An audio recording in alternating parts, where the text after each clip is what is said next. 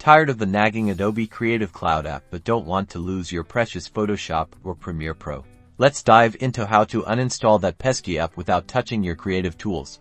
First, you need to locate the Adobe Creative Cloud app within your system. This usually means the system tray on Windows or the menu bar on macOS. Click on the icon to open the app. Once open, look for your account icon, usually a circle with your profile picture or initials. Click the icon as this shows the account settings. From there, find and click on Preferences in the drop-down menu. This will open the Preferences screen.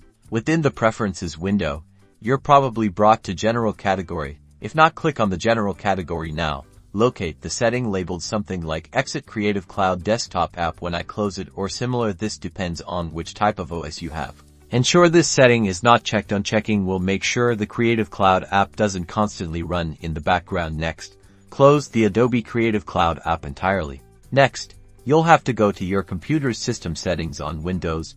This is the control panel, and on macOS, it's System Preferences. Now, search for the section that controls your installed apps, usually labeled Apps or Applications. In the Applications list, filter the list by finding and locating Adobe Creative Cloud depending on your OS. You'll see an uninstall option. Select that.